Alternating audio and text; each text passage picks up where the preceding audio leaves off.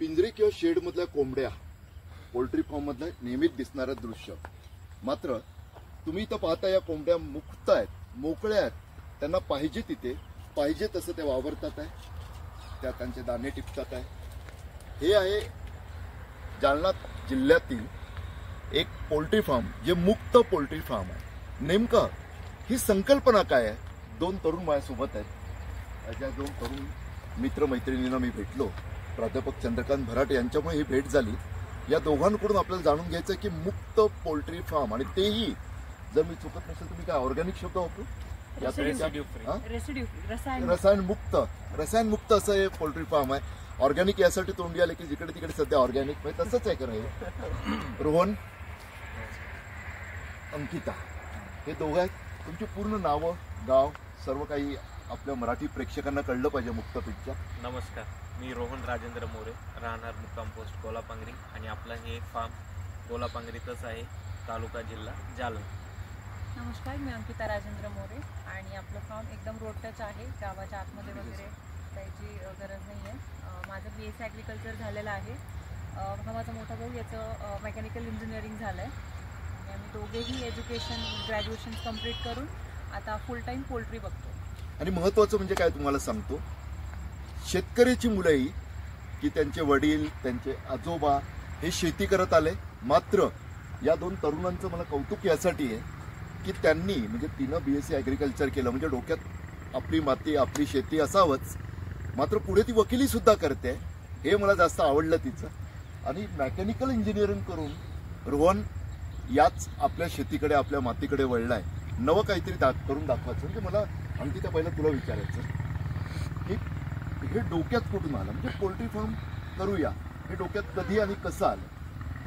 असं स्पेसिफिक तर नाही सांगता येणार, कारण 5 वर्षापूर्वी आम्ही पोल्ट्री जेव्हा सुरू केली, याचं एज काय 18 असेल, माझे 16-17 काहीतरी असेल. एवढं तुम्ही 16 आणि 18? अरे म्हणजे 17-18 काहीतरी एज राहिला असेल आमचा, आम्ही जेव्हा सुरुवात केली.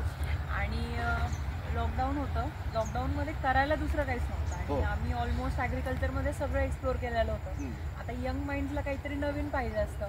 आमचं फक्त उरलेलं म्हणजे लाईफस्टॉकच बाकी होतं. लाईफस्टॉकमध्ये इझी मेंटेनन्स किंवा लवकर ज्याच्यामध्ये आपल्याला ग्रोथ होईल असं कोंबडी होती. त्यावेळेस आम्ही कोंबडी पालन चालू केलं, पण ते बंदिस्त होतं. मग तिथून आमच्या काही चुका होतील किंवा काही अनुभवातून शिकत गेलो, आणि इथपर्यंत स्वतःचं फीड फॉर्म्युला बनवणं, फ्री रेंज मुक्त संचार. तिकडे आपण जाऊया पुढच्या संकल्पनेवर. रोहन, मला असं वाटतं की अंकिता थोडं विसरते, कोरोना काळ होता तो, कोरोना होता, घरीच घरी करायचं काय, मग रिकामा नको राहिला. कोविड पिरियड होता, आणि त्याच्यानंतर बर्ड फ्लू पण पीक वरती होता तेव्हाच. काय होतं, कोविड आलेला होता. अगोदर लोक म्हणायचे की हे कोरोना कोंबड्यांमुळं संसार होतोय, कोंबड्यांमुळे यांचा पांगतोय, आणि कोंबड्या पण बऱ्याच मारल्या होत्या कोरोना बर्ड फ्लूमुळे. बरोबर. त्या पिरियडमध्ये आम्ही पोल्ट्री चालू केली. आमचा फर्स्ट प्लॉट तेव्हा टाकला 2020. तिथून आमची सुरुवात. म्हणजे पहा, कोरोनात सर्व जग जेव्हा रिकामं होतं ना, आणि काही काम नको रिकामं, तेव्हा या दोन्ही भाऊ बहिणींनी, म्हणजे मी माझे तरुण मित्र म्हणून उल्लेख केला, त्यांनी ते सुरू केलं. आता आपल्याला मला असं वाटतं आपण फिरत जरा माहिती घेऊया, कारण मला सर्वात इंटरेस्ट आहे. आणि प्राध्यापक चंद्रकांत भराटे त्यांना सुद्धा माझी विनंती आहे, कारण त्यांच्यामुळे इकडे आज आम्ही आलो. आणि माझे मित्र डॉक्टर गणेश गोळेकर, म्हणजे शिक्षण क्षेत्राचा मोठा माणूस आहे, मात्र ते कॅमेऱ्याच्या आता पलीकडे आहेत, केवळ माझ्या प्रेमा खातर, आपुलकी खातर. कृपया हे आपण फिरत दाखवूया. म्हणजे आता पहा अंकिता, तुला सुद्धा दादाने आठवण करून दिली की कोरोना काळात तुम्ही याकडे वळलात. ओके, काही करायचं, पण सुरुवातीचं ते बंदिस्त, आणि आता मात्र तुम्ही मुक्त पोल्ट्री आणि पुन्हा रसायन मुक्त. हे आलं कसं काय डोक्यात तुमच्या, की नाही आता याच्यावर काम केलं पाहिजे आपण? सर, आम्ही स्टार्टिंगला ज्यावेळेस बंदिस्तमध्ये काम करायचो ना, त्यावेळेस फीडचा खर्च इतका असायचा ना, आणि तो सेल करण्यासाठी पहिली गोष्ट आपण कोंबडीला कोंबडीसारखी वागणूक दिली नाही, त्यामुळे प्राइस आपण डिमांड करू शकत नाही. कोंबडी जंगलातला प्राणी आहे, त्याला आपण ठेवलं शेडमध्ये. तुम्ही समोरच्याला कसं म्हणणार की मी जो भाव ठेवलाय त्या भावामध्ये घे म्हणून? तो डिसाईड करणार ना. त्यांना एकतर कोंबडीची वागणूक तिला दिली नाहीये, तिची पूर्ण नॅचरल हॅबिटेट तिला दिलं नाहीये, मग प्राइस तर आपल्या हातात नाहीच. एक्सपेन्स तर खूप जास्त होतं. बरोबर. काहीतरी करावं लागेल. मग त्यापेक्षा मला असं वाटलं की जे नॅचरल कोंबडीचं हॅबिटॅट आहे ते तिला प्रोव्हाइड करायचं, पक्षी हेल्दी ठेवायचा. आणि खरं म्हणलं तर कोरोनामध्ये अवेअरनेस खूप वाढला, आरोग्याविषयी अवेअरनेस खूप जास्त वाढला. त्यामुळे आम्हाला हळूहळू जसं कळत गेलं, ग्रॅज्युएशन आमचे होत गेले, एज जसं जसं वाढत गेलं तसं सगळ्याच गोष्टी कळू लागल्या आम्हाला. अनुभवातून मग आम्ही त्याची कॉस्ट कमी केली, हेल्दी फीड तयार केलं जे त्यांच्यासाठी हेल्दी राहिलं. Feed plus infrastructure. माझी चंद्रकांत भराट यांना विनंती आहे की त्यांनी सुद्धा विचारावं. हे आपल्या मोकळ्या गप्पांमधून आपल्याला समजून घ्यायचं आहे. या दोन तरुण मित्रांची संकल्पना आणि प्रत्यक्षात आणलेली आहे आणि यशस्वी सुद्धा केलेली आहे. सुरुवातीला तिनं मला तिचं एक मोकळपण काय आवडलं, त्यामुळे एवढं मी बिनधास्त तिच्या भावाला बोललो की अरे ती विसरलेली दिसते की कोरोना काळातल्या संकट काळात, त्या रिकाम्या काळात तुम्ही ही संकल्पना सुरू केली. की तिनं प्रामाणिकपणे काय सांगितलं की आम्ही प्रयोग केले, काही चुकलं, काही बरोबर निघालं आणि त्यातून पुढे गेलं. अंकित, मला एक सांग, म्हणजे आता सुद्धा मी पाहतोय तुझं लक्ष, मगाशी ती कोंबडी थोडीशी मलून होऊन आराम करत बसते, तिला पण तू उचलून धरलं, हे पाहिलं. हे लक्ष जे ठेवावं लागतं, म्हणजे मी मोकळेपणानं विचारतो, एक काळ कोणता आता की आजकाल म्हणजे अगदी चंद्रकांत भराट यांच्यासारखे किंवा माझ्यासारखे असं होतात काय हे तरुण, म्हणजे मला नाही वाटत ना कधी मी जेन झी असो किंवा त्या आधीचे किंवा त्या नंतरचे, उलट मी त्यांच्याकडे एक आशास्थान म्हणून पाहतो. म्हणजे असं जे बोललं जातं ना की हे काय, हे आता OTT वाले हे तिथे टाइमपास करत बसतात, हे ना इथं फिरायला पाहिजे, रीला बनवायला पाहिजे, रील स्टार जनरेशन आहे. मात्र तुम्ही, मी जसा तुझा उल्लेख केला किंवा अंकिता ही आल्यापासून मला सांगते हे असं आहे ते तसं आहे, पुन्हा मला त्या भागाकडे जायचंच आहे की जे तुम्ही फीड तयार करताय, अन्न कोंबड्यांचं वेगळं, त्याविषयी जाणून घ्यायचं. कारण शेवग्याची खूप झाडं दिसली आणि त्यातून मला कळलं. तर ही काळजी घेताना बोर नाही व्हायला होत का? नाही, अरे आता हे बघा, हा लाईफ स्टॉक, हो, त्यांची जिम्मेदारी आमच्यावर. मग त्याला थोडंफार बिमार असलं काय असलं त्याची काळजी आम्हालाच घेणे. पक्षाला स्वतःची काळजी स्वतः घेता येत नाही, ती जिम्मेदारी ती निभवाच लागणार आहे. सुरुवात आपण केली, पक्षी आपण आणले तिथून, त्या शेवटपर्यंत त्यांना सांभाळायची जिम्मेदारी आपली. आम्ही चालता चालता बोलणार आहोत, त्यामुळे चेहरे नाही दिसले आमचे, आवाज ऐका आणि सर्वात महत्वाचं समजून घ्या काय आहे तसं ते. अंकित बोलत, अंकित बोल, सॉरी रोहन बोलत. त्याच्यामध्ये बघितलं की आपण कोंबड्याच्या फार्ममध्ये आहोत. हो, पण मला कोंबड्याच्या फार्ममध्ये आल्यासारखं वाटत नाही, तर वासच येतो. सगळ्यात मोठी म्हणजे दवाखान्यात गेलं तर दवाखान्याचा वास येतो. पोल्ट्री फार्मच्या बाजूला गेलं तर आपण poultry farm. Doctor Tatyasaheb Lahane या मराठवाड्यातलेच हे जेव्हा जे रुग्णालयाचे अधिष्ठाता होते ना, तेव्हा मी त्यांना भेटायला गेलो. माझी भेटीची वेळ होती, त्याचा अर्धा तास आधी गेलो. पूर्ण जे रुग्णालयाचा ते शहर आहे, एक छोटं शहराचं आरोग्य शहर, तिथे फिरल्यानंतर मी डॉक्टर लहानेंना भेटलो. बोललो आज मला कळलं की तुम्ही का वेगळे आहात, कारण त्या रुग्णालयात वास येत नव्हता हॉस्पिटलमध्ये जो येतो. तसंच आज प्राध्यापक चंद्रकांत भराट माझे ज्येष्ठ मित्र यांनी खूप चांगली संकल्पना हे वेगळं लक्षात आणून दिलं. इकडे या पोल्ट्री फार्म मध्ये, म्हणजे मी शाकाहारी आहे, मी अंडाही नाही खात, म्हणजे मी तुमच्या दृष्टीने काय कामाचा नाही, मी तुमचा ग्राहक नाही आहे. तर मला हे सांगा, हा जो यांनी उल्लेख केला हे कसं, म्हणजे मगाशी तू बोललास ते मला आवडलं एक, पण आता तू सांग अंकिता की याने मला खूप हे जिव्हाळ्याचं वाटलं की ही जिवंत प्राणी आहेत, ते पक्षी आहेत, त्या पक्ष्यांना कळत नाही स्वतःची काळजी कशी घ्यायची, परंतु त्यामुळे तुम्ही ते लक्ष देता, तुम्ही त्यांची काळजी घेता, त्यामुळे बोर होत नाही असं तुझं म्हणणं. परंतु ही काळजी घेताना दोन गोष्टी मला खूप इंटरेस्टिंग वाटतात. कसं म्हणजे मोकळ्या ह्याच्यात ठेवलंय, कुठे गेल्या की जे माझ्यासारखे कोंबडी न खाणारे नाही, कोंबडे खाणारे असतील त्यांच्यापैकी कुणी काही वेगळं न्यायचा प्रयत्न केला किंवा मांजरी किंवा आणखी कोणी, त्यांच्यापासून कसं वाचवता त्यांना? आपल्या शेडला जे आपण फेन्सिंग केलेली आहे, बाहेरून आपण ताराची फेन्सिंग नाही केली आहे. पहिली गोष्ट, ओके, तार फेन्सिंग खर्च वाढवतो फक्त. आपण माशी पाळण्याची जाळी लावलेली आहे अगदी कमी खर्चात, आणि त्याच्या बाहेरून झटका मशीन लावलाय, इलेक्ट्रिक फेन्स. झटका मशीनचे तार ओढलेत, एक तार जमिनीपासून 2 ते 3 इंचावरती आहे, त्याच्यावरती 6 इंचावर, आणि मग 10-10 इंचावर असे 4 तार आपण ओढलेले आहेत. त्याच्यामुळे मुंगूस असो किंवा मांजर असो, कोल्हे असो, हे सगळे आतमध्ये येऊ शकत नाही. म्हणजे हे पहा, ही काळजी घेण्याची जी पद्धत आहे ना, आणि पुन्हा एक वेगळं हे काय तुम्हाला ऐकायला मिळालं की अनेकदा एखादा प्रकल्प करायचा आहे, मग आम्ही किती मोठा ग्रँड करतो ते दाखवण्यासाठी प्रचंड मोठा खर्च केला जातो, आणि नंतर कधीतरी तेवढाच मोठा धक्का बसतो. मात्र इकडे या तरुण मुलीच्या, आपल्या तरुण मैत्रिणीच्या बोलण्यात तुम्हाला काय आवडलं की तिनं फेन्सिंग करताना, कुंपण बांधताना सुद्धा विनाकारण जाळी खर्च होऊ नये म्हणून त्यांनी माशांची जाळी वापरली, बरोबर? त्या पद्धतीचं.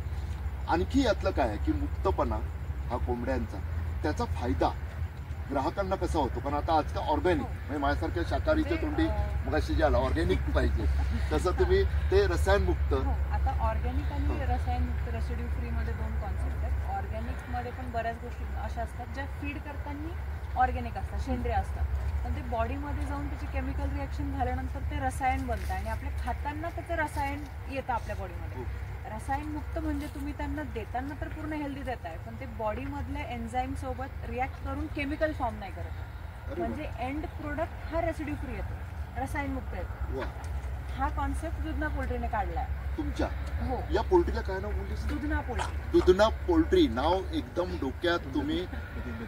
हो हो, तुम्ही सांगा. नदीचं नाव आहे, हे जे नदीचं नाव आहे, तिथं वाहणारी जी नदी दिसते आपल्याला, चांगलं पाणी वगैरे शुद्ध स्वच्छ, आणि त्या नदीच्या नावावरून मला वाटतं आम्हाला आमचं म्हणजे शेतीसाठी सगळ्यात महत्त्वाचं असतं पाणी आणि जॉग्राफिकल एरिया जो आहे, म्हणजे भौगोलिक भाग जो असतो. आणि नदी आमच्या शेताला पूर्ण असे वळसा घातलेला आहे, त्यामुळे ग्राउंड वॉटर इतकं छान आहे ना. आम्हाला उन्हाळ्यामध्ये पण 24 तास पाणी असतं, पाणी उपसत नाही विहिरीतलं. ग्राउंड आणि लक्षात ठेवा की या ती जे सांगते की ते सुद्धा तसं पाहायला गेलं तर अनेकदा क्षारयुक्त होतं वगैरे वगैरे, तसं नाहीये.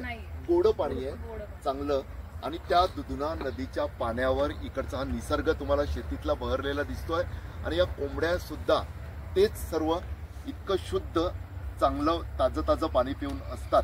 त्यामुळेच ते दुधना ब्रँड हे नाव तुम्ही यासाठी लक्षात ठेवा, कारण रसायन मुक्त पोल्ट्री, मुक्त पोल्ट्री या मोकळ्या पूर्ण आसमंताखाली. कारण मी अनेकदा माझ्या मित्रांच्या कुठच्याही वेगळ्या उपक्रम म्हणून पाहायला गेलो की पोल्ट्रीच्या बाबतीत माझी तक्रार असते की मला अक्षरशः तिथं नकोसं वाटतं. मात्र मी पोल्ट्रीत आहे हे यांनी सांगूपर्यंत माझ्या लक्षात आलं नव्हतं इकडे वास येत नाही. इकडचा अंकित मला, सॉरी रोहन, मला इकडचा एक आणखी जाणून घ्यायचं आहे. इकडे मी सभोवताली सगळीकडे पाहतो, तिथं पुढे तुम्ही शेवग्याची झाडं लावली आहेत. पुन्हा म्हणजे एक वेगळं तुम्हाला, पण मला मी डॉक्टर गणेश गोळेकरांना सांगेल की दाखवा की नारळाची झाडं. मराठवाड्यात आहोत आपण, जालना, अनेक ठिकाणी सध्या मराठवाड्यात ही प्रयोगशील शेती सुद्धा दिसते. हे मला माझ्या कोकणातील मित्रांना लक्षात आणून द्यायचं आहे की ज्या पद्धतीनं हे सर्व चालतं. आणि इथंच ही पोल्ट्री, हा जो प्रयोग आहे की शेवग्याच्या सुद्धा याचा तुम्ही हे करताय. मगाशी जो उल्लेख होता आपला की तिकडे खाण्याचं जे हे डॉक्टर गणेश गोळेकर तुम्हाला हे दाखवतात आहे वेगवेगळ्या. खरं तर हे सुद्धा हा नाहीच आहे हो पिंजरा, इथे सुद्धा तुम्ही मोकळच ठेवलेला आहे. खरं तर हो, ते खातात आहे ना, ते आपण जरा त्यांचा फीड काय 1 मिनिट त्याच्या मनानुसार जेव्हा बाहेर यायचं बाहेर येतं, आत जायचं तेव्हा आत जातात, त्याला कुठली रिस्ट्रिक्शन. हे जे खातात आहे ना, या खाण्याविषयी मला सांगा. या तुम्ही दोघंही या पुढे इकडे. हा, तू सांग. मक्का, डीओसी, फिश पावडर हो मिक्स करून हे केलेले ते आपण. हो, रेग्युलरली आपण त्याला हो पेलेट्स फॉर्म मध्ये देतो, पण आपण हे मॉइश्चर जे फीड आहे आमचं ट्रायल घ्यायला लागलोय आपण. ट्रायल सुरू आहे. हो हो, ह्याबद्दल तर आम्ही आता नाही सांगणार, कारण नाही ट्रायल नका सांगू, मुळीच सांगू नका तुम्ही. परंतु त्यात तिकडे मी पाहिलं मगाशी की एक फीड तुम्ही नवा प्रयोग पण करतात काही शेवग्याचा. शेवगा, तुती, सोयाबीनचं डीओसी, फिश पावडर आणि मक्याचा भरडा, हे हे सगळं घेतो.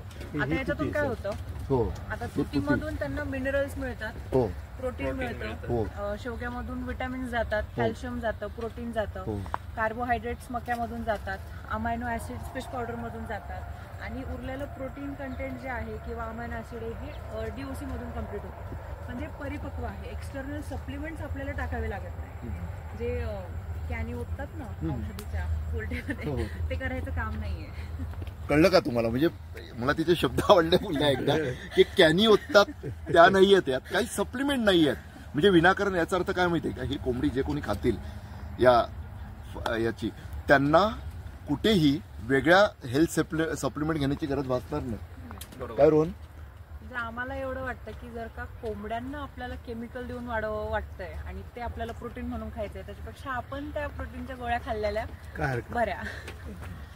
म्हणजे ते पहिले कोंबड्यांना खाऊ घालायचे केमिकल, मग ते आपण खायचं. डायरेक्टच आपण खाल्लेलं काय वाईट आहे. आपण सुरुवातीला गुंतवणूक किती केली होती आणि आज काय पोझिशन आहे? सुरुवातीला आम्हाला जवळपास जाळीसाठी 14,000 रुपये लागले, ताडपत्री 22,000ची आणि झटका मशीन 13,500चा. गुंतवणूक एवढी लागली आम्हाला. आणि इंगल पूर्ण द्राक्षाचे होते, द्राक्षाची बाग होती पहिले.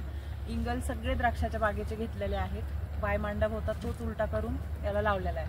म्हणजे जस्ट इन केस जर का हे सक्सेसफुल नसतं झालं, आम्ही परत इंगल काढले असते, लावले असते, त्याच्यावरती कारले किंवा काकडी परत काहीतरी घेतलं असतं. म्हणजे मोठं इन्फ्रास्ट्रक्चर नव्हतं, आम्ही परत ते जसं तसं करू शकतो.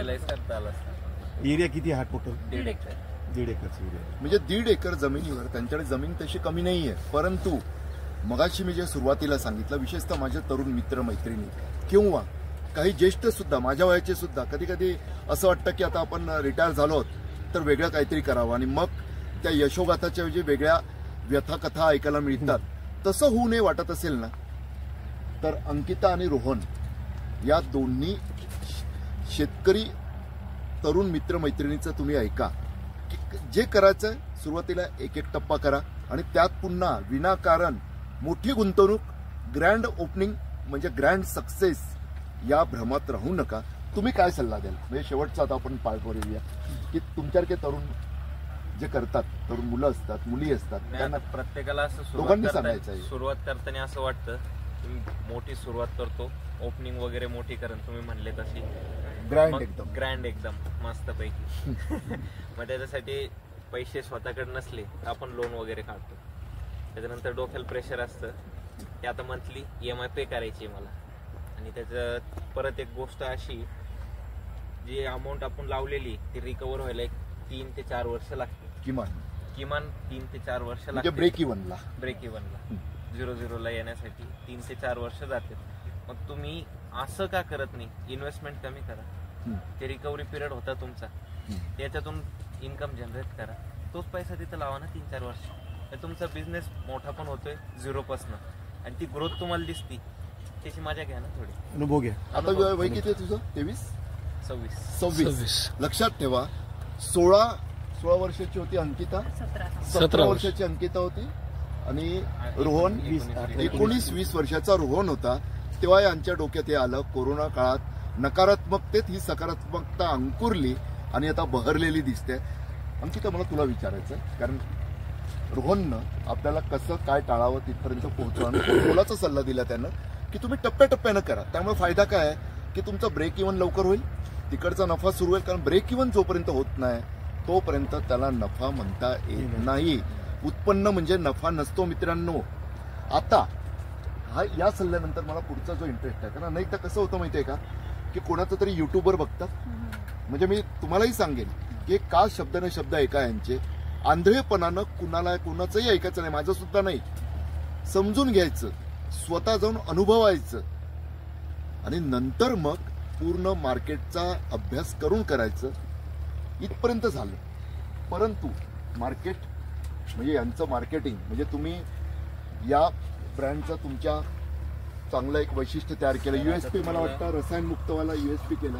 परंतु मार्केट कुठून, या कोणत्या जाणार कुठे? तुम्हाला सांगायचं जर का झालं मार्केटिंगचा विषय, जो प्रोडक्ट गावरान आहे, प्युअर गावरान, रेसिड्यू फ्री, याला डिमांड इतकी आहे, मार्केट शोधायला जायची गरज नाही. मार्केट तुमच्यापर्यंत येते. मार्केट तुम्हाला शोधत मार्केटची सगळ्यात मेन स्ट्रॅटेजीच ही आहे की तुमची क्वालिटी खराब असेल तुम्हाला कस्टमर शोधावं लागतं, तुमची क्वालिटी चांगली असेल कस्टमर तुम्हाला शोधत येईल. मेन स्ट्रॅटेजी क्वालिटी आहे. परंतु तुम्ही सुरुवातीला जेव्हा केलं, मला कारण काय माहितीये का, तुमच्यापेक्षा कमी वयाचे जे तरुण तरुणी पाहत असतील किंवा अगदी माझ्यासारखे भराट सरांसारखे ज्येष्ठ पण पाहत असतील, त्यांना एक सावध करायचं की हे समजून घ्या.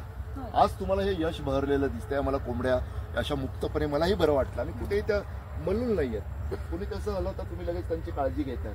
तर हे कसं इकडे मग आधी सुरुवातीला तुमच्या डोक्यात आलं तेव्हा पण आपण ग्राहकांचा विचार करतोच ना, तो विचार काय केलेला? सुरुवातीला जे होतं ना आमच्या भागामध्ये सुरुवातीला पोल्ट्री नव्हतं. पोल्ट्रीत नव्हतं. पोल्ट्री म्हणजे होत्या पण असे किरकोळ. म्हणजे पहिला मुद्दा हा की तुमच्या भागात काय नाही, ती सेवा किंवा ते उत्पादन शोधा. मग आम्हाला सगळ्यांचं म्हणणं असं आलं की अरे गावरानला मार्केटच नाही आपल्याकडे कोणी खातच नाही. तर मग आम्ही पहिले पोल्ट्रीच नाही तर तुम्ही हा, काय म्हणजे विचार पहिलं- करून ओपन करायला लागले? म्हणजे असं हा, होतं मग इकडे. आमच्या आणि हो, परत एक गावरानला नव्हती डिमांड. नाही डिमांडचा क्रिटिसिझम विषय दुसरा नाही सर. असं तुम्ही एवढं शिक्षण घेतलंय हे घेतलं कुठं कोंबड्याच्या नादी लागायला लागले तुम्ही? म्हणजे आमचा main विषय काय होता सर त्यावेळेस की क्षुल्लक म्हणजे, वस्तू आहे कोंबडी. समजा इकडं विकल्या जाणार नाही. मग आम्ही विचार केला की कोणी विकण्याचा प्रयत्न केलाय का. मग असं लक्षात आलं की जेव्हा पोल्ट्रीच नाहीये त्यावेळेस कोणाला काय माहिती की विक्री होईल की नाही. मला असं आलं की let's give it a try हो की जर का सुरू केलं. हा सुरू केलं पण आम्ही कमीपासून सुरू केलं. म्हणजे आता मार्केट आता किती का असतं ना आम्हाला असं वाटतं की कमीपासून सुरू केल्यामुळं आमच्याकडे तेवढा सेल जर का नसतं झाला आम्ही व्यापाऱ्याला दिलं असतं. त्यामुळे आम्ही कमीपासून सुरू केलं आणि हळूहळू सुरुवातीला 10-15 कस्टमर, मग 50, मग 100 असे रेग्युलर कस्टमर जुडत गेले. जशी जशी पोल्ट्री वाढली तसे तसे कस्टमर जुडत गेले. म्हणजे आम्ही एकदमच लार्ज क्वांटिटीमध्ये जर केलं असतं तर मग आम्हाला प्रॉब्लेम आला असता की विकायचं कुठे. हो. छोट्या आमच्या क्वांटिटीमध्ये क्वांटिटी सोबत लॉयल कस्टमर बेस पण बिल्ड होत चाललंय. अरे वा. सुरुवात कशी म्हणजे केली, किती ते क्वांटिटी होती? 500 पक्षी होते सुरुवातीला. 500 पक्षी. आता आता 5,000. आता ह्या 5,000. 5,000 बर्ड्स पर्यंत पोहोचायला आम्हाला 5 ते 6 वर्ष लागले. पुढचं नियोजन कस्टमर बेस बनत गेला. आता बऱ्याच लोकांना असं वाटतं मी सुरुवात करतो 10,000 20,000 पक्षी हो. First time without the experience माझा इतका प्रॉफिट होईल तितका प्रॉफिट होईल. पण लाईफ स्टॉक मध्ये तसं नाही राहत. तुम्हाला एक्सपिरियन्स महत्वाचा आहे कारण की तुम्हाला पक्षी सांभाळायचा आहे. जिवंत जीव येतो. थोडंफार खालीवर झालं तर ते पक्षाला सहन नाही होत, बळी जातो. बऱ्याच रील्स अशा मगाशी असतात डॉक्टर की- गणेश गोळेकरांनी विचारलं. पहिला तू रील बद्दल सांग, नंतर त्यांच्या प्रश्नाचं उत्तर नाही, दे. बऱ्याच रील अशा असतात की तुम्ही 10 कोंबड्या घ्या, त्या 10 कोंबड्या 100 अंडे देतील, ते 100 अंड्यातून 100 पिल्ले निघतील, म्हणजे 100 पिल्ल्यातून 1000 पिल्ले निघतील तुमचे वाढ. पण त्याच्या मागे हे जे थेरॉटिकल कॅल्क्युलेशन असतात ना, ही रिअल लाईफमध्ये कामी येत नाही. तर सगळ्यात पहिले जोपर्यंत तुम्ही स्वतः तो अनुभव घेत नाही अशा रील्सवरती विश्वास नका ठेवू. नाहीतर कोणती गोष्ट आठवली? शेख चिल्ली तरी मी चुकत नसेल तर बरोबर आहे सर, खरं आहे, मी खरं आहे. ती गोष्ट आता सांगत नाही कारण आता आपण शेखचिल्लींसोबत नाही आहोत. तुम्ही शेखचिल्ली होऊ नये म्हणून जे प्रयत्न करता त्या तरुण मित्र मैत्रिणी सोबत आहोत. मला आणखी एक जो मगाचा मुद्दा त्यांनी विचारला की 500 वर सुरुवात, 5,000 वर पोहोचला 5 वर्षांनी. संयम लक्षात ठेवा. आणि भराट सर आणि त्यांच्यासारख्या सर्व पिढ्यांना मी सांगेन की कृपया या तरुणांना तुम्ही असं बोलू नका संयम नसतो. 5 वर्षात त्यांनी 500 ते 5,000 10 पट. बरोबर. पुढे 1 लाख 1 लाख कधी एक मी आव्हान नाही देता वर्षभरात. मुळीच नाही. मला वर्षभरात. तुमचा संयम सर, आवडला. आता आम्ही हे जे 5 वर्ष घेतलं ना, ह्या 5 वर्षात आम्ही फक्त कोंबड्या नव्हतो वाढवत. 5 वर्षात आम्ही फीड फॉर्म्युला डेव्हलप करत होतो, आम्ही इन्फ्रास्ट्रक्चर डेव्हलप करत होतो, आम्ही सायमल्टेनियसली मार्केट एक्सप्लोर करत होतो, आम्ही सायमल्टेनियसली मार्केट जाणून घेण्याचा प्रयत्न करत होतो. आम्हाला आता अरब कंट्रीजला एक्सपोर्ट करायचे आहेत सो आम्ही ते एक्सप्लोर करत होतो. म्हणजे आम्ही ऑल अराउंड सगळा आमचा बेस जो आहे हा पक्का करत होतो. म्हणून आम्हाला वेळ लागला. आम्ही फक्त आमच्या रूट्स स्ट्रॉंग आहेत. हा आम्हाला फक्त चायनीज वरती बांबू grow असतो करायचं सर आहे. एक, तो चायनीज बांबू आहे ना, तो वर्षभर तुम्ही जर का आज रोप लावलं ना, तुम्ही कितीही खत द्या त्याला, 1 वर्ष तुम्हाला काहीच दिसणार नाही. पण 1 वर्ष त्याला झालं ना की त्याच्यानंतर तुम्हाला रोज डोळ्यासमोर 9-10 इंच वाढताना दिसतो. क्या बात. म्हणजे 1 वर्ष तो बांबू त्याची फक्त मुळं वाढवत वाढवत असतो. त्याच्यानंतर पसरवत असतो हा, सगळीकडे. पसरवत असतो. म्हणजे तुम्हाला घंटाभर जरी बसले ना, तुम्हाला घंट्याभरात त्याची वाढ तुमच्या डोळ्याने बघायला मिळेल. इतका फास्ट वाढतो तो. तर आमची मुळं आम्ही आता स्ट्रॉंग केलेत 5 वर्षात. आता इथून पुढे जे होईल ते पूर्ण स्ट्रॉंग ग्रोथ असेल. आधी काय 1 लाख, नंतर मग आणखी, आणि शेवटी काय आपण आकाशाखाली आहोत. हा. सर तुमचं कौतुक याच्यासाठी करायचं मला. तर पहिलं काय सांगितलं त्यांनी, आमचं रूट आमचे खाली गेले पाहिजेत, वर्षभर आम्हाला थांबलं पाहिजे आणि 5 वर्षाची वाट पाहिजे.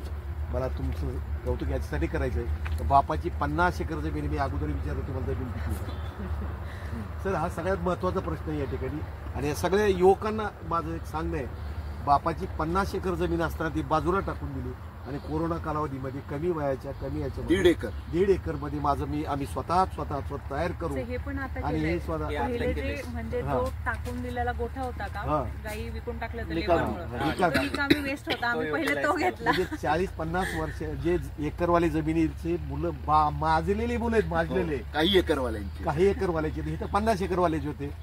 तुमचा माझा अजून खालीच आहे आणि तुम्ही आजवर जाणार आहात. मी एक प्राध्यापक आहे, चांगल्या गोष्टीने मी वेगळ्या पद्धतीने बोललो तुम्हाला.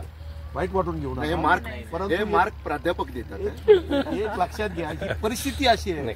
आजचा जो युवक आहे ना, मला काहीच नाही, मी काय करू शकतो, बापाने माझ्यासाठी काय केलं नाही, आमच्या बापाने काय केलं तर मला हे म्हणून दाखवायचं की मला सरांनी बरं दाखवलं नारळीचे बागा वगैरे. हो. तुमच्या वडिलाला ज्यावेळेस विचारलं तेव्हा वेगवेगळ्या प्रकारची झाडं सुद्धा आणले त्यांनी, रोप आणलेत, म्हणजे ते सुद्धा एक प्रॅक्टिकल शेतकरी आहेत, वेगवेगळ्या आता प्रकारचे त्याच्यामध्ये शेतकरी आहेत. विचार काय आणि केला सर हो. खरोखर तुमच्या चॅनलमुळे एक चांगल्या पद्धतीने चांगल्या मुलांचं, चांगल्या युवकांना एक गाईड आहे. नाही, मला त्यावरच न्यायचं आहे आता हा. त्यांना. खरं की मगाशी मी नारळाची झाडं यासाठी दाखवली कारण आता मला माहिती आहे मराठवाड्यात माझ्या अनेक मित्रांनी लावली आहेत. मात्र कोकण म्हटलं की नारळ किनारपट्टी, मात्र मराठवाड्यासारख्या ठिकाणी सुद्धा तेवढंच नाहीये. मला वाटतं तुमच्या वडिलांनी सुद्धा किंवा तुम्ही त्या प्रयोगांमध्ये सहभागी नाव आहे. सांगा, कोणती लावली? वेगवेगळी जी म्हणजे मला वाटतं आता इतर पिकांपेक्षा म्हणजे सोयाबीन आहे तुमच्याकडे मोठ्या प्रमाणात, मराठवाड्यात तर सोयाबीन असणारच, परंतु इतर जे परदेशी काही फळं किंवा इतर त्याबद्दल पण सांगा थोडं तर मोकळेपणा. आता जे इतर पिकं आहेत त्यामध्ये lychee, blueberry, avocado, peach, persimmon, olive, kiwi, jaboticaba, dragon fruit, कापूर, दालचिनी, लवंग, विलायची, तेजपत्ता, हे ऐका बरोबर. परत कॉफी, अजून इतरही बरेच झाडं आहेत. all कॉफी spice सुद्धा आहेत. आहे. कॉफी हा, सुद्धा हा. हे लक्षात सगळं ठेवा. आम्ही- त्याचं कारण तुम्हाला मी सांगेन, कारण कॉफी सध्या जिथे बनते मुळात मोठ्या प्रमाणावर, त्या परदेशामध्ये सुद्धा कॉफीवर संकट आलंय. त्यावेळी ही आपली तरुण मंडळी जर कॉफीच्या उत्पादनाकडे वळत असेल आणि मराठवाड्यात पुढे चांगलं. अरे तुमच्या दोघांचं आहे ते. हो, IT सेक्टरपेक्षा पोल्ट्री सेक्टर बरं आहे तुमचं. लिचीचं प्लांटेशन कम्प्लीट झालं आपलं. हो. ब्लूबेरीचं एक 2-3 दिवसात कम्प्लीट होईल अरे वा. आणि येत्या महिन्याभरात आपलं सगळं प्लांटेशन कम्प्लीट होतं. अंकिताने जशी झाडाची नावं सांगितली ते सगळं प्लांटेशन एक महिन्याभरात सगळं कम्प्लीट होईल आपल्याला. मला वाटतं एक टेक्नॉलॉजी सांभाळतो, जसं IT कंपनीमध्ये असतं ना, एक जण मार्केटिंगवर काम करतो, एक टेक्नॉलॉजीवर काम करतो, तिथे CTO असतो, सर, CMO असतो, आमच्या तसं दोघांचं इकडे जर का कॉम्बिनेशन नसतं ना, आता इन्फ्रास्ट्रक्चर असेल किंवा बाजूचं जे जेवढं सर्व टेक्निकल काही. वर्क आहे हा सगळं सांभाळतो. आणि मार्केटिंग आणि लाईफ स्टॉक मॅनेजमेंट असेल किंवा ऍग्रिकल्चर सेक्टर जेवढं आहे ते सगळं मी बघतो. म्हणजे उगाच त्याला मला जर कमी दाखवायचे असेल नाही, तर नाही. त्याला मी पूर्ण याची नावं विचार नाही. पण- मोकळ्या गप्पा आहेत आपल्या, हे लक्षात घ्या. पण त्यातून फायदा काय झाला, आता डिग्री मेकॅनिकलची त्यांनी केली, BSc मी केली, पण आम्ही जेव्हा पोल्ट्रीचं डिस्कशन करतो ना, मला मेकॅनिकलचं नॉलेज त्याच्याकडून आलं आणि त्याला ऍग्रिकल्चरचं नॉलेज माझ्याकडून आलं, म्हणजे आम्ही दोघेही दोघं 2 डिग्री पूरक आहे सध्या. पहा, लक्षात घ्या, 2 वेगळ्या स्ट्रीम, पण दोघे भाऊ बहिणींनी ठरवलं.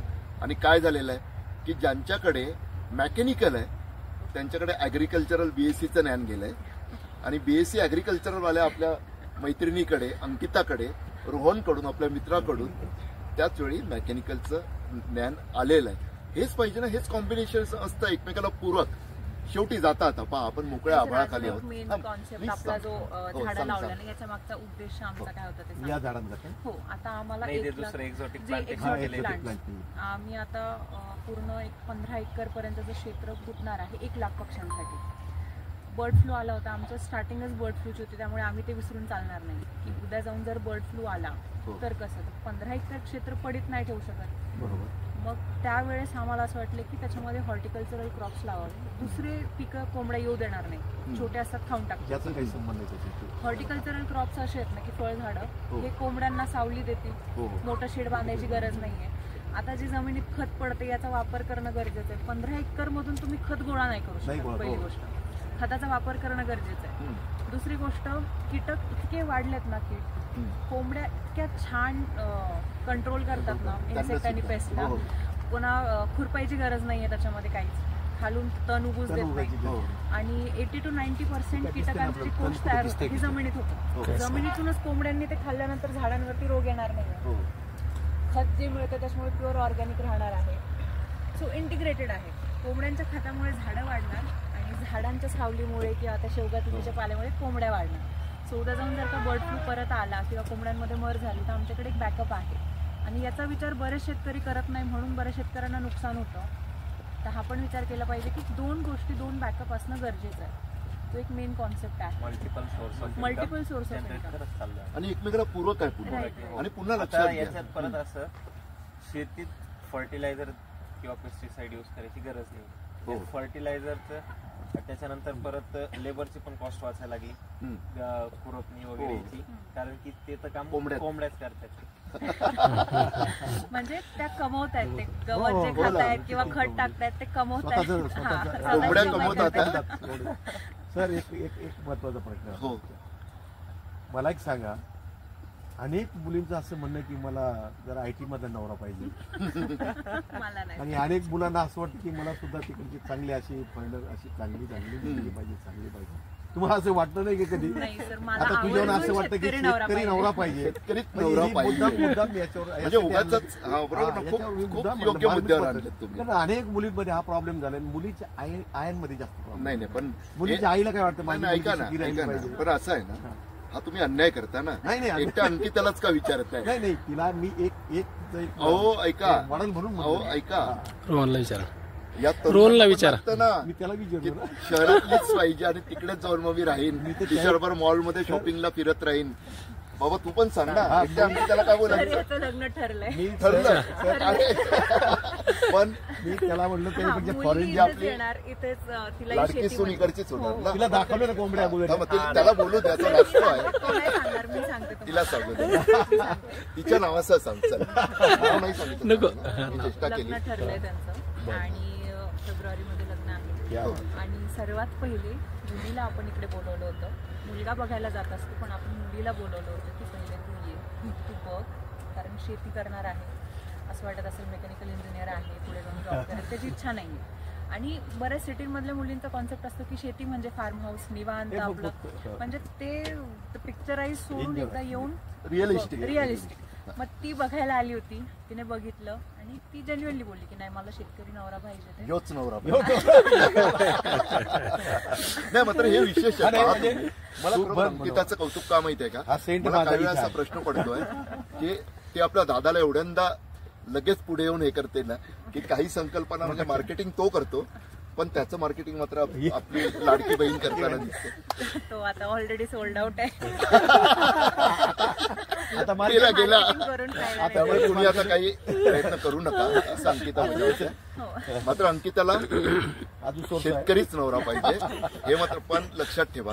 शेतकरी म्हणजे शेतकरी तीन प्रकारचे असतात हो सर. ऐका जरा हे शेतकरी तीन महत्वाचं. प्रकारचे असतात. एक सातबाऱ्यावरचा शेतकरी असतो, एक हा, बांधावरचा म्हणून असतो सांगितलं. आणि एक कष्टकरी असतो. मला कष्टकरी पाहिजे. मी म्हणून पहिल्यांदा आणि सांगितलं, कष्टकरी बापाच्या म्हणजे मला जमिनीवरचं नको. सातबाऱ्यावरती 50 एकर 100 एकर नाही पाहिजे. ते कष्ट करायला 5 एकर असली तरी सोपे बस. भाषेत सांग ना, बापाच्या जमिनीवरचं नको. नाही पाहिजे. बाप जमीन नको, आप जमीन पाहिजे आणि त्यात खरोखर प्रत्यक्षात कष्ट करणारा. शेती करणारा शेतकरी नवरा पाहिजे तिला, हे लक्षात ठेवा. महत्वाचं पहा आजच्या याच्यात म्हणजे अगदी मनमोकळेपणानं आपण त्यांच्याशी गप्पा मारतोय. फोन नंबर, अनेक महत्वाच्या गोष्टींवर ते बोललेत मोबाईल नंबर. की त्यातल्या महत्वाच्या गोष्टी कोणत्या आहेत त्यातल्या. तुम्ही तुमचा एखादा ईमेल आयडी किंवा हा काही मोबाईल द्यायचा नंबर आहे का? प्रेक्षकांसाठी द्या आम्हाला रोहनचा. दुधना पोल्ट्रीजचा मोबाईल नंबर आहे 8956396699. या नंबरवर तुम्ही दुधना पोल्ट्रीशी संपर्क साधू शकता. ही मुक्त पोल्ट्री आहे, म्हणजे त्यांनी त्याचं जास्त आता हे केलं पाहिजे, रसायन मुक्त आणि खऱ्या अर्थानं मुक्त. मगाशी जो त्यांना प्रश्न होता ना की तुमचं पुढचं लक्ष काय आहे, लक्षात ठेवा आपण आता आभाळाखाली आहोत, मोकळा आभाळ आहे वरून. ही पोल्ट्री अशी आहे मुक्त, तिथे कोंबड्या सुद्धा मुक्तपणे वाढतात आहे, मुक्तपणे वावरतात आणि मुक्तपणे त्यांचा व्यवसाय सुद्धा असाच बहरणार आहे जसं या आभाळाला कोणतेही सीमा नसते, असीम असतं ते.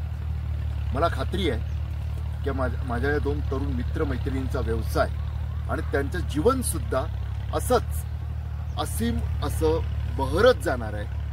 आणि एक वेगळा आदर्श कदाचित त्यांनी फक्त मगाशी आखाती देशांचं नाव घेतलं त्यांच्या टार्गेट कस्टमरसाठी. युरोपियन देश जे रसायनमुक्त अरब आखाती देश गल्फ कंट्रीज, तर त्याचं युरोपियन देश तर या बाबतीत खूपच आग्रही असतात. त्यामुळे ते सुद्धा एक व्यापक नवं क्षेत्र त्यांना खुणावत असेलच. माझ्यापेक्षा ते चांगलं आपल्याला आणखी काही वर्षात आपण येऊ तेव्हा त्यांच्यासोबत कदाचित आणखी 1-2 अशी आपल्याला माहिती देण्यासाठी असतील. त्यांचं जीवन सुद्धा खाजगी जीवन सुद्धा बहरलेलं असेल. आणि सर्वात महत्वाचं, या पोल्ट्री फार्मला तुम्हाला भेट द्यायची असेल तर आताच रोहननं जो नंबर सांगितला कृपया त्यांना मेसेज करा. सारखं फोन करून ताप देऊ नका. व्हॉट्सअपवर मेसेज करा, ते तुमच्याशी संपर्क साधतील. आणि त्याचबरोबर मराठवाड्यातीलच नाही तर भारतातील ज्याही महानगरांमध्ये तुम्ही असाल आणि तुम्हाला वाटत असेल की अस्सल रसायनमुक्त आणि ज्यामुळे तुम्ही स्वतःचं तुमचं जीवन रसायनमुक्त करायचं असेल तर या पोल्ट्री फार्मचे प्रोडक्ट तुम्ही गावरान प्रोडक्ट हक्कानं मागवा. पण गावरान जरी प्राध्यापक भराट म्हटलं, मी रसायनमुक्तवर का भर देतोय किंवा मुक्त पोल्ट्रीमधल्या मुक्त कोंबड्यांवर जरी मी खात नसलो ना तरी शिफारस तुम्हाला करतोय, कारण मी खात नाही. तुम्ही मला जबरदस्ती करू नका. पण मी तुम्हाला मात्र जबरदस्त असं सांगतोय की या पोल्ट्रीला शक्य झालं, कारण घडतं कसं माहिती आहे, मराठवाड्यात आपण येतो, अजिंठा वेरूळ पाहतो, मराठवाड्यात आपण येतो, संभाजीनगर एक दारांचं महानगर आहे जिथं खुल्या मनाची माणसं असं मी त्या दिवशी मांडलेलं. तसंच शेजारी थोडंसं पुढे जालन्याला जा. जालना हे उद्योजकांचे शहर आहे. भारतातल्या पोलादाचा मोठा बाजार तिकडे आहे. तसंच या अंबड तालुक्यात संभाजीनगरातून निघाल्या, माफ करा, जालना तालुक्यात तुम्ही नक्की यांच्या गावी या. 20 किलोमीटर, कारण आपण तीर्थक्षेत्री जातो, आपण पुरातन स्थळी जातो.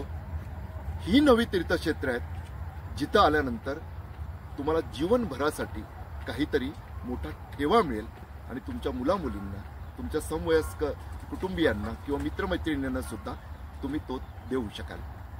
डॉक्टर गणेश गोळेकर आणि प्राध्यापक चंद्रकांत भराट यांच्यासह मी तुळशीदास भोईटे, दोघांचंही मुक्तपीठ, जालना.